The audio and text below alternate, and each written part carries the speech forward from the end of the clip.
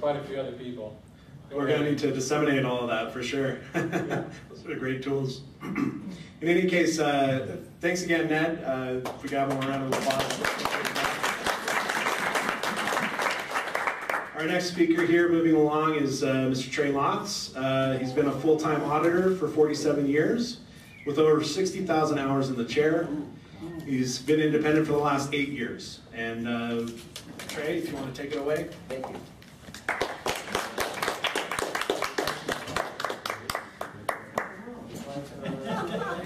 There has to be some other table that people can come and be. Sorry, John. The most recent news from Flag is they have a new motto. You know, when the flag was shifted from the ship to Clearwater, I was there, by the way. I was a public person on internships, and I spent 2 months on the ship. And we went to Daytona, and then I spent another month in Daytona right before they went to Clearwater. But I know they did a survey at the time, and the motto of Flag was the Mecca of technical perfection. So after a while, even the management became embarrassed about that motto.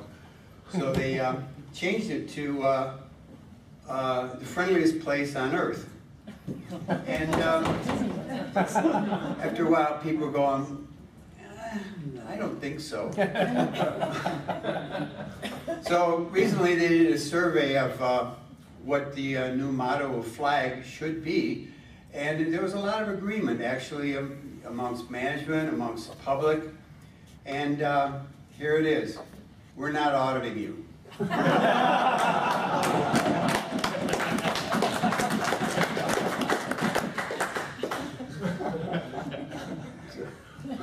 So as we can tell from what everybody else has said, the tech has gotten confusing for people, the bridge has gotten confusing for people, especially as regards to clear, what it really means to be clear, what is OT, and what does it really mean to be OT, and how these things fit into the bridge. A lot of times when I'm auditing people, I really enjoy I always have wins, I always have cognitions.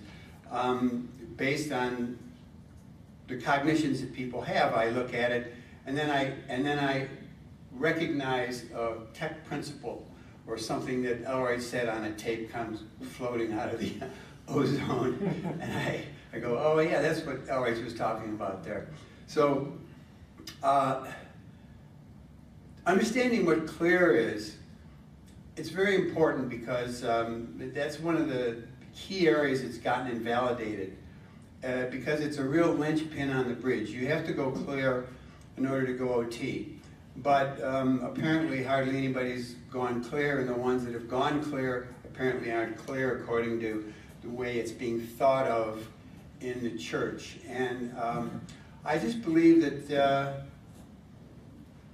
Miscavige has an odd idea of what it means, really.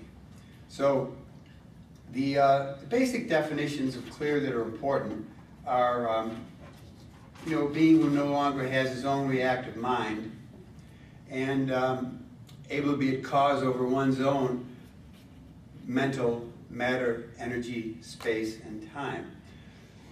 So no longer having your own reactive mind. Now that's very important. You know, as always, L.R.H. is precise in his words.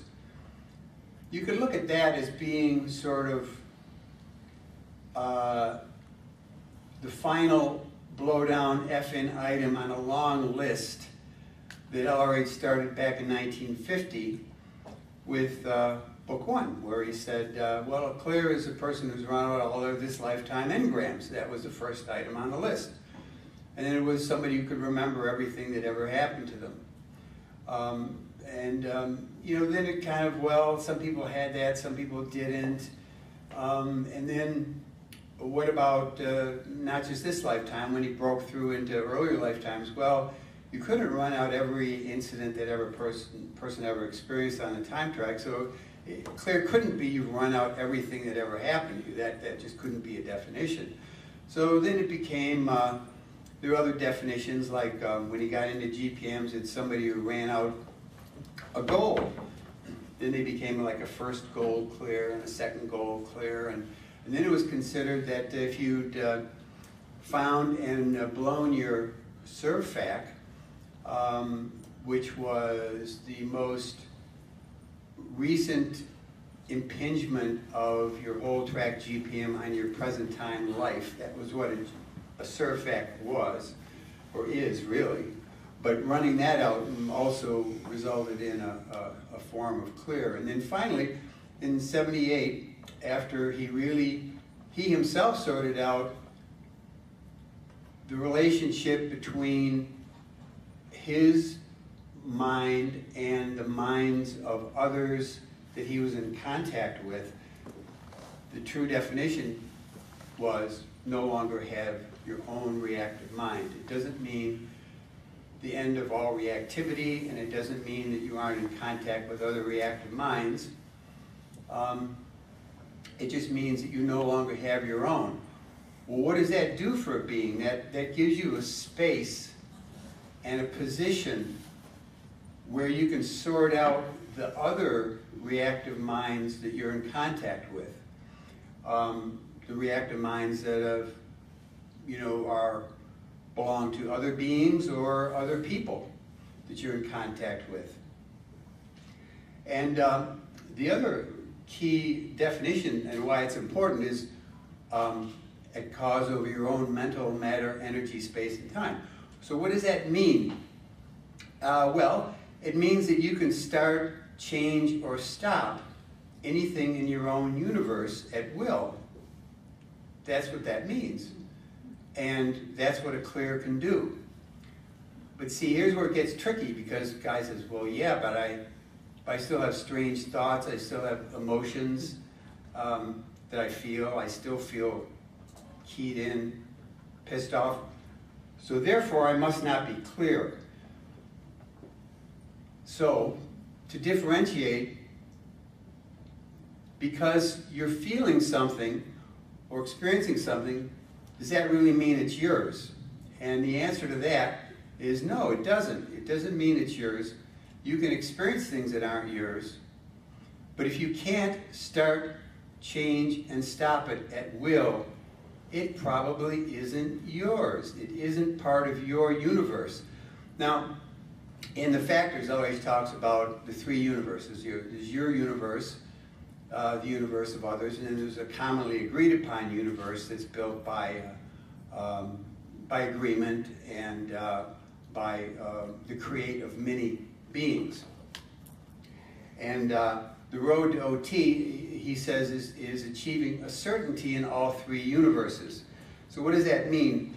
To be certain of your own universe means you're certain that the thoughts and ideas and the goals that you have are actually yours.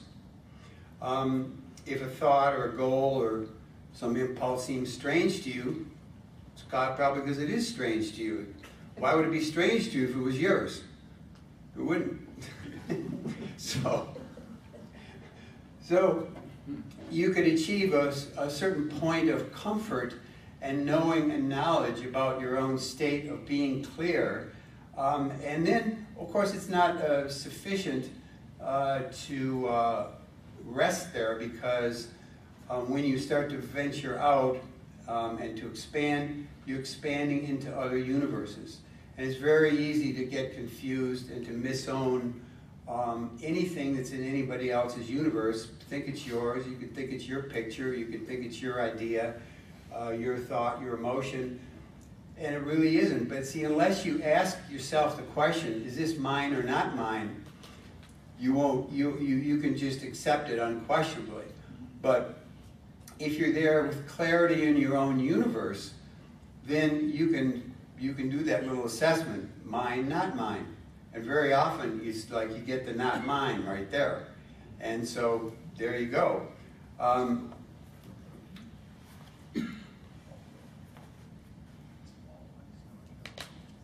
See, what's happened is over time your own universe has gotten amalgamated with other universes. And you could call it a universe, I mean, a valence is a universe. So people have adopted valences, and you know, they act like their father acted, or they act like the cool guy at school acted, or they act like somebody else acted, and so they've sort of imported somebody else's universe into their universe. Now this is a universe that they don't have complete control over, because of course this wasn't really originally their universe.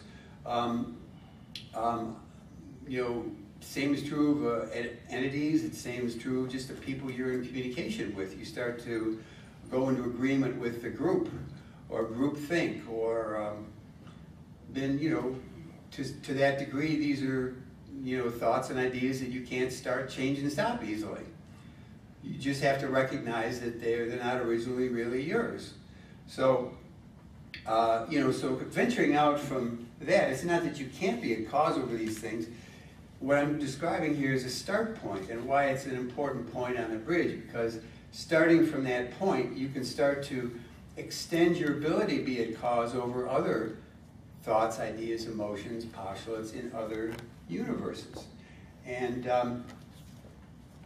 what's interesting about that is that when you do that, it has to be done on a cooperation or mutual theta agreement. The idea of being cause over another's universe is not the idea of putting at effect another's universe.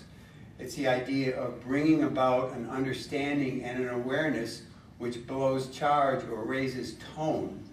So your ability to interact with other beings is really the ability to raise the tone and awareness of others. Now, when you're auditing, of course, you do this on an official, formal basis. But really, you're doing it all the time, whether you know it or not. And whether you've identified that as being the way it is or not. So, you know, you're bringing people up-tone, down-tone, or you're not affecting them at all. You know, one of those things. So, you know, the laws of the physical universe and the laws of your own universe are also quite different. People get mixed up about that. You know, you can form an idea, or you can have something happen, and it happens instantly in your own universe. You say, okay, I'm a wealthy guy, and you're a wealthy guy because you say so. And that's true in your own universe. Becoming a wealthy guy in the physical universe, well, there's inherent lags and a requirement for a correct understanding, a lot of knowledge, responsibility, control, a lot of the ability to achieve cooperation and mutual exchange, and creating of valuable conditions and products. You can do that. You know, you can bring about like an ideal scene around you and other dynamics, but those are not instantaneous. So when they have the idea that I ought to be able to think the thought and it appears in the physical universe, I mean, that's a very foolish idea. If you define that as OT, of course you're not going to be OT. So it's kind of like you're stepping on your own theta in a way, by misdefining and misconceiving what it means, and thereby putting a standard up that's impossible to achieve, for which, of course, you know, just only results in you feeling like you haven't made it or can't do it or whatever the negativity is. So the primary ability that you achieve when you're going up the bridge is the ability to spot source. Again, that's me, not me. Not me, where is it? Oh, over there, what's going on with that? Oh, rudiment, upset, ARC brake, this withhold, you know, outcome. Just spotting it very often blows it. And the more OT you get, the more you're able to blow by inspection. And even above that is not inspecting at all, but just being there, communicating. And this is why I always says, you know, when people with a high theta endowment can just kind of get around you and you feel better. Yeah, this is what in the Bible. I mean, you could say this is what healing is spontaneous healing. You know, Jesus in the Bible, very high faith individual. People get around him, all of a sudden he can walk straight. You know?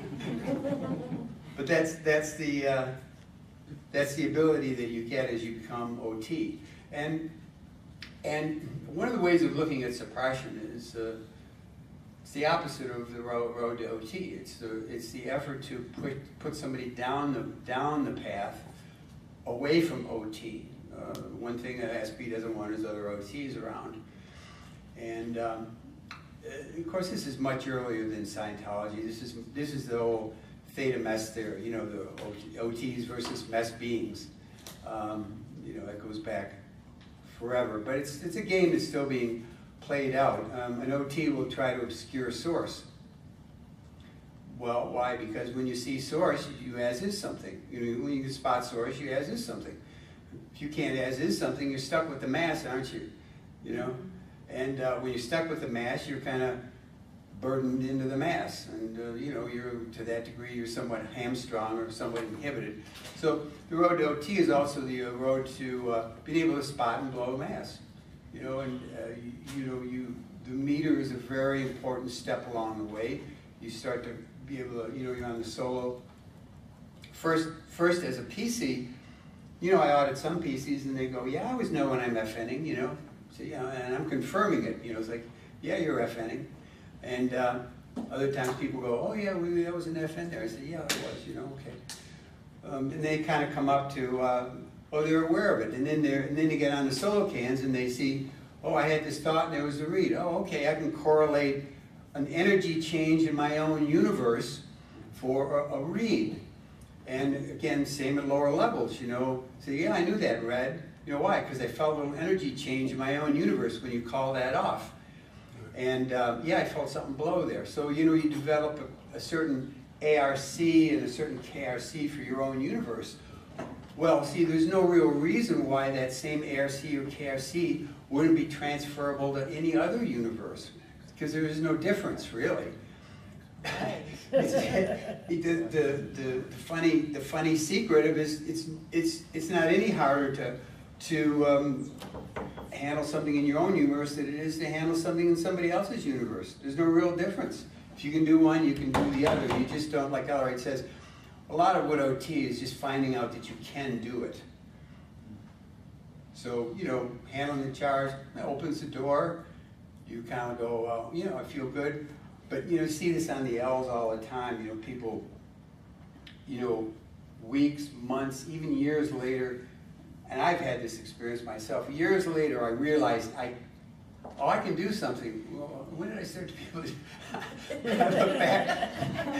You know, well, yeah, well, it opened the door, but I just hadn't walked through it because I didn't really see the door was open, you know. So eventually you find out you can do certain things, or you get into situations, you don't react the same way, and instead of going the effect of somebody else's in theta, you just kind of are able to be there with it and not react to it, and just kind of go, okay, you know, and then you can interact with it in a way that relieves it or resolves it or brings it up tone.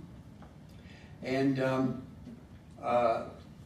so that's what really, that kind of describes to me what the road to OT is. It's interesting that LRH says auditing is not getting somebody to think about it, it's getting somebody to look. And this is important because the truth of the matter is you can't think your way out of it, because you can only, I mean, you can spot how you've been thinking about something, but you can only do that by looking at it. If you were to try to think your way out of it, you'd think your way in a circle, because you're dependent only upon the data that you have that you've already been thinking with, you see? So you can't think your way out of that little circle. You have to get exterior to it and look at it. That way you can kind of see it. And that's what, by the way, that's the nature GPMs too, you know, GPMs are circular. And Elroy said a funny thing, he says, you know, you go back and back on the track, and you go back and back and back, and all of a sudden there you are, and you're the same guy you always were, and you're thinking the same thoughts you always thought.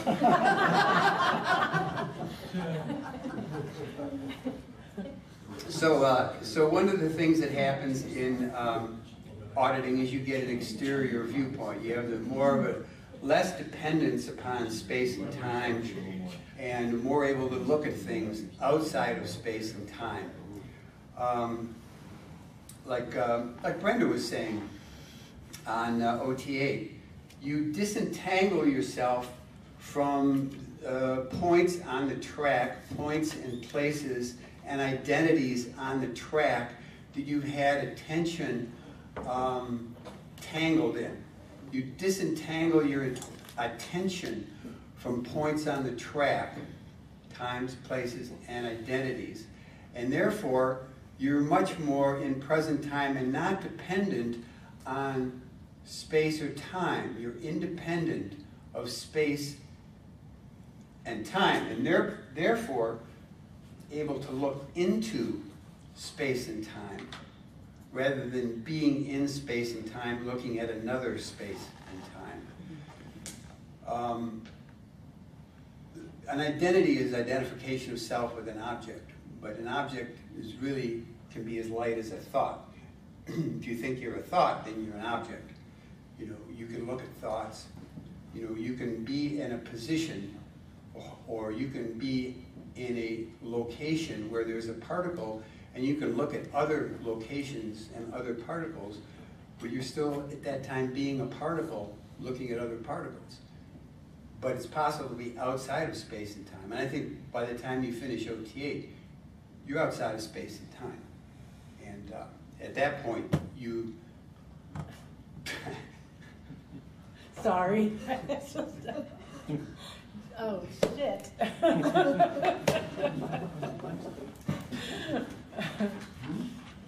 No, you said it a lot better than I. Well,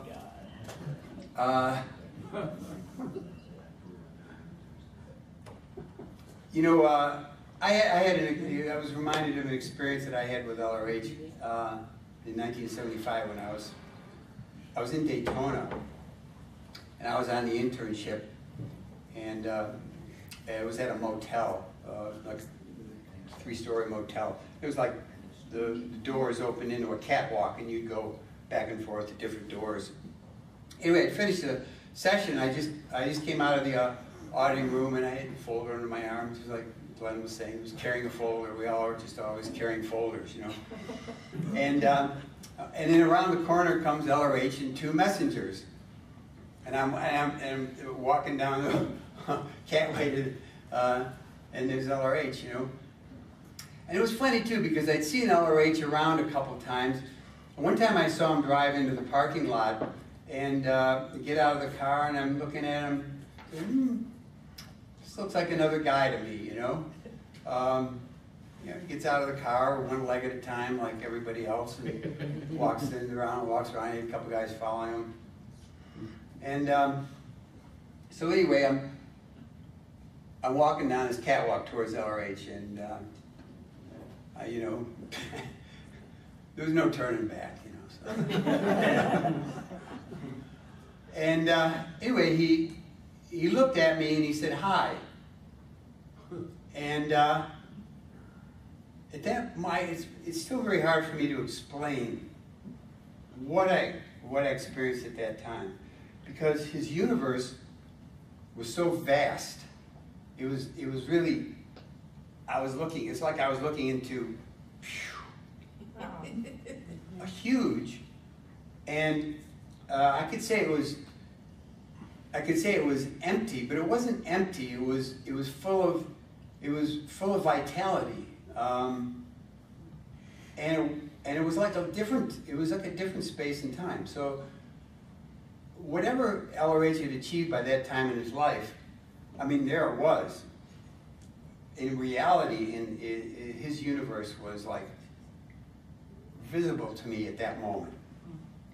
And then he took his attention off me, And there he was, another guy, just another guy walking past me. So that was quite an experience. It gave me a tangible, real reality on what an OT universe was. A real example. It's cool.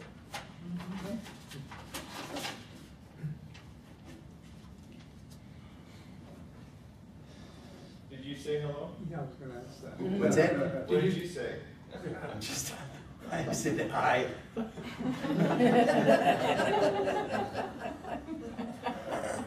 it was that connection for that, really for a fraction of a second. And you know, if you were a computer guy, you'd say it was an enormous bandwidth. There's a difference in a miscavige glare. That's an entirely different universe. That one doesn't inspire people. Inspires you to run. Right. Well, another important point I want to make is that OT, I mean, and it ties into this ARC and KRC idea. You're expanding your ARC tremendously when you're going up to bridge. Doesn't necessarily always make you successful in life. One of the things that's used to like dead agent Scientology in a way is like saying, well, this guy, you know, did his OT levels and he still, you know, can't get out of his own way, you know. So, well, I know that. I mean, I've been working with this kind of thing for 47 years, you know. People who weren't able to really do very well in life, even though they may have had a lot of native theta, or maybe they didn't. Or then you had guys that were doing great in life, but they just, their ARC was just pretty lacking, you know. And I think really to be successful as an OT, you have to be both, because they're all your dynamics. But there's a different tech involved. You know, the auditing tech gives you the ARC. Training gives you the KRC. So in order to be successful in life, you have to be successful at handling living and applying conditions, you know, completing cycles of action, being productive, having a good work ethic. These are some of the things that are needed to actually be successful in life. A lot of them are just good habits, you know. But you look at people who are successful in life, they have these good habits, whether they had good training, they came from a good family, had good examples around them. They kind of knew what they were doing, so they were able to, you know, have a good job, get a good education. Didn't mean they didn't have a lot of case trouble, you know. And sooner or later, maybe they hit a certain height and then they hit a ruin and they crash or whatever. So just being successful in life isn't really a full answer, because it doesn't necessarily give you a lot of longevity. You know, we're really, like Ellie says, we're really working in the future. We're really working for the infinite. You know, a lot of people that I'm auditing are in their 60s and 70s even, and they're you think, well, you know, by this time of their life they're winding down and they're getting ready to die comfortably, you know, like most people. Sure. But a lot of people are thinking, you know, it's like the Hindu system, you know, where in the first part of your life you get educated, and the second part of your life is you start a business and you have a family, and then the third part of your life is your kids are grown, you know, your business is successful, you have some resources, and you devote yourself to your spiritual growth. And I think there's a lot to that, you know, because in a way you're preparing for the next lifetime. I had an older guy one time came in, he said, yeah, my wife is always complaining because I'm looking at these young girls. I said, how do you know I'm not just looking for a mother?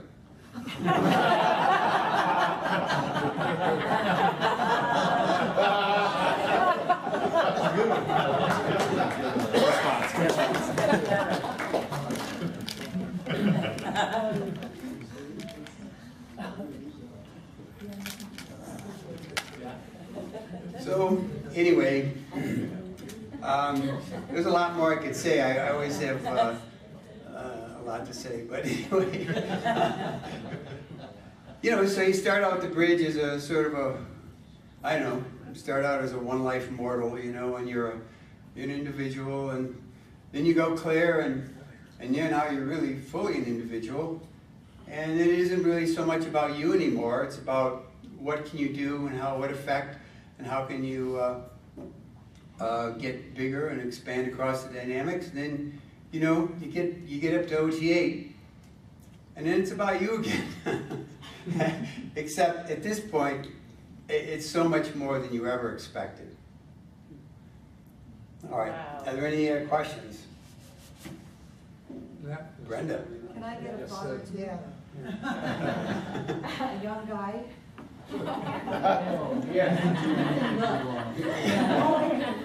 All right, thank you very much.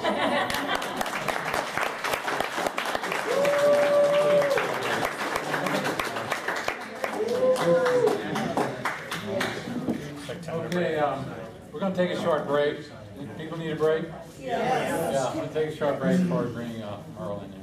How long? A 15-minute break, bathroom back, so we get back. Not a long break.